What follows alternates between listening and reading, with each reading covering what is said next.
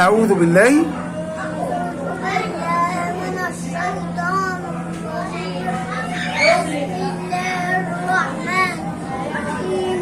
تبت يدا أبي لهب وتب ما أغنى عنه ماله وما كسب سيصلى نارا ذات لهب وامرأته حمالة الحطب في جيدها حبل من مسد.